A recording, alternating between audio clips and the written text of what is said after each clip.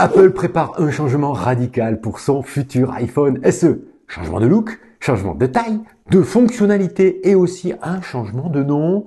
L'iPhone SE est mort avant son arrivée. Vive l'iPhone 16e. Ça mérite une vidéo cette histoire, hein. Allez, générique.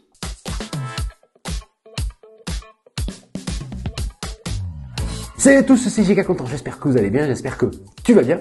Si tu es nouveau sur ma chaîne, sois le bienvenu. Allez, dans cette vidéo, on va parler de l'iPhone SE, c'est-à-dire le premier iPhone qui devrait sortir en 2025. On va parler de la date de sortie, évidemment, des nouvelles fonctionnalités, mais surtout, a priori, d'un changement de nom. Ben oui. Alors si vous êtes à la recherche d'un iPhone pas cher, je vous mets des bons plans dans la description, comme d'habitude. Et si vous voulez aussi louer votre smartphone chez Nextmobile, je vous mets aussi mon code promo GigaContent pour avoir une réduction de 50 €. Donc le nouvel iPhone SE ne sortirait pas sous ce nom-là et il serait a priori rebaptisé iPhone 16e. Donc d'après un leaker bien connu, Majin Buu, qui a sur X déclaré que le futur iPhone d'entrée de gamme serait finalement baptisé iPhone 16e. Une nomenclature, un naming qui évoque forcément les habitudes de la concurrence, les amis. Parce que chez Samsung par exemple ou chez Google, on aime bien mettre une petite lettre avec le modèle, on va dire, entrée de gamme. Ça peut être le A pour le Pixel ou le FE par exemple pour Samsung. Donc Apple aurait a priori, selon cette rumeur, choisi d'abandonner le nom SE, qui veut dire en fait spécial édition pour un nouveau nom. Mais E, ça veut dire quoi finalement? E pour essentiel peut-être? Pour économique? C'est pas très vendeur économique, mais pour finalement, pourquoi Apple ferait ça? Eh bien pour remplacer en fait l'iPhone 14 et l'iPhone SE 2022 qui sont désormais interdits à la vente dans la communauté européenne, les amis. Ben oui, puisqu'ils ne possèdent pas de port USB type C, le port désormais universel pour les produits électroniques. Au moment où je fais cette vidéo, on peut encore trouver des stocks d'iPhone 14 et iPhone SE 2022 à la vente, si le marchand les a importés avant la fin décembre. L'Union européenne est donc flexible et autorise ce marchand à écouler ses stocks, comme on dit. Mais ça va pas durer, les amis. Donc, si vous avez envie de vous acheter un iPhone 14 ou un iPhone 13 même, c'est le moment, puisqu'après, ça va être difficile d'en trouver neuf et même reconditionné a priori. Voilà. Allez, je vous mets quelques liens dans la description si ça vous dit. Alors, pourquoi Apple changerait de nom pour son iPhone, on va dire, d'entrée de gamme? On peut pour redynamiser le marché. Un iPhone SE aujourd'hui, c'est un peu un iPhone has-been, il faut bien le reconnaître. Donc, Apple pourrait, avec ce changement de nom, redynamiser l'image de marque de ce produit, en faire un produit en fait plus noble. Mais on va voir qu'avec les caractéristiques pressenties, ça serait en fait logique. Repositionner son iPhone pas cher, un iPhone avec le meilleur et l'essentiel pour un prix attractif, mais pas un iPhone à la petite semaine, un vrai iPhone avec des vraies fonctions intéressantes. Et justement, on attend beaucoup de nouveautés sur cet iPhone 16e ou iPhone SE, on verra bien, mais qui va être vraiment différent de l'iPhone SE 2022, vous allez voir. Le design serait très proche de l'iPhone 14 justement, avec l'encoche et un écran OLED s'il vous plaît de 6,1 pouces de diagonale, comme un iPhone 16 en fait. Ce rendu 3D est assez réaliste je trouve. Je vous rappelle que les iPhone SE de 2022 sont équipés d'un petit écran de 4,7 pouces LCD, une technologie qui est moins lumineuse et surtout plus énergivore. Donc il y aurait un vrai bond à ce niveau-là. Écran plus grand et une meilleure technologie pour l'écran. Autre grosse nouveauté, là ça serait unique à ce modèle-là, c'est l'arrivée en fait d'un modem 5G made in Apple pour optimiser en fait les coûts et pour prendre du recul avec Qualcomm qui fournit actuellement les modems 5G pour Apple.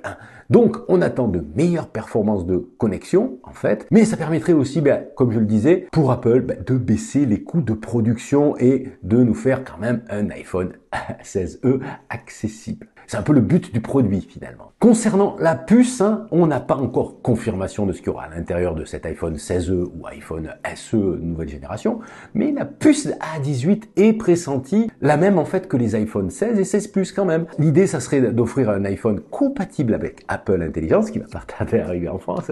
On attend. Donc en gros, ça serait un iPhone au goût du jour, malgré son tarif plus raisonnable. Concernant le bloc photo arrière, il y aurait en fait qu'un seul capteur, mais le capteur principal de l'iPhone 16 quand même, donc de 48 millions de pixels. Et la caméra avant devrait elle aussi être upgradée. et passer à 12 millions de pixels, ce qui serait encore une grosse évolution par rapport aux iPhone SE de 2022. Concernant l'autonomie, là aussi, la batterie serait la même que l'iPhone 14, soit 3279 mAh selon les rumeurs.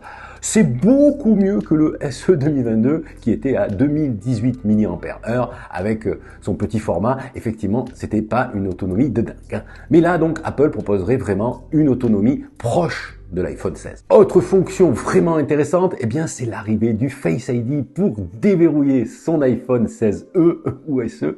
Ça permettrait aussi de sécuriser l'accès à ses applications, faire des paiements en ligne, bref, tout ce que fait un iPhone 16 finalement.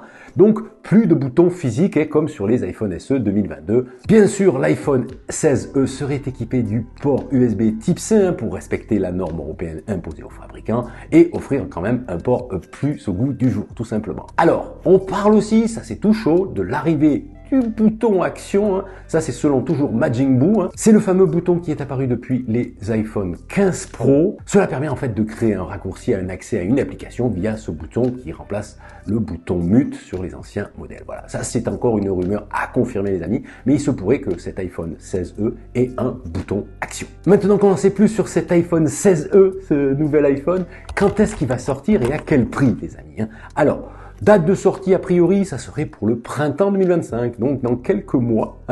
On parle de mois de mars ou d'avril, certaines rumeurs en parlent, ou ça pourrait être au maximum au mois de juin 2025, lors de la WWDC d'Apple, la conférence des développeurs où Apple a l'habitude de présenter ses nouveaux systèmes d'exploitation à la pomme, iOS, iPadOS, etc. Donc ça pourrait être le moment pour Apple de présenter cet iPhone 16e avec, par exemple, Apple Intelligence pour tous, sur toute la planète. Ça pourrait être pas mal. Alors, ça va coûter combien cette histoire giga? Alors, l'iPhone SE 2022 est sorti à l'époque autour de 500 €. Je crois que c'était 529 € me semble-t-il. C'est peu probable que Apple maintienne le même prix au vu de la configuration de cet iPhone 16e. On serait plus proche, je pense, des 600 €. Je dirais un peu en dessous, peut-être 579 €, qui sait.